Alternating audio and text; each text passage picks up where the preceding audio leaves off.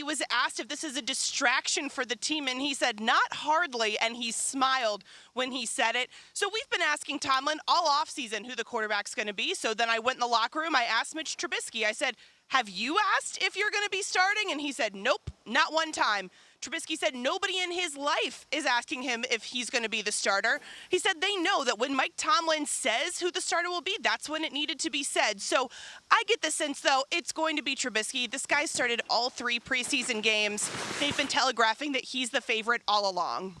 So, I mean, that's what I was going to go to next, is that while there is some mystery that he is keeping in this, it doesn't feel like it's much. Let's put it this way. It would be quite a stunning twist at the end of the movie if they wound up giving the ball to Pickett week 1, right?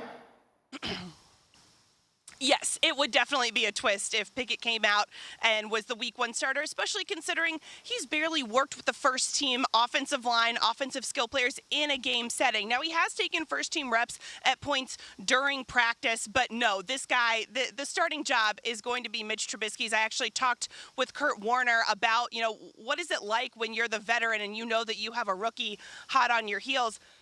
And he said, look, you go out and you have a finite time and you want to make the most of it. Go out and show everything that you can. Give the coaching staff 0 excuses to put in the young guy. So I think that that's what Trubisky's going to do, knowing that Pickett is right there and he is ready to become the starter whenever the team names him. Yeah, look, I mean, Warner was in that situation with Eli Manning once upon a time, and now as I bring the rest of the crew back in on the conversation here, I mean, Ninko, if you watch the show, and you're a Chicago guy, so obviously you are as well-versed in the history of Mitch Trubisky as anyone could be. Without relitigating all the things that happened in Chicago, I believe he is a better player than he has ever been given the opportunity to demonstrate, and I think he has a real chance to play very well for them and hold off Pickett at least for this season, win a bunch of games, and then we'll figure out the future from there. How do you see it? Yeah, I agree with you. I think at one point when he was in Chicago, he had a hard time hitting water if he fell off a boat. But again, he took some time off. He went to Buffalo. He was a backup. He matured. He got better.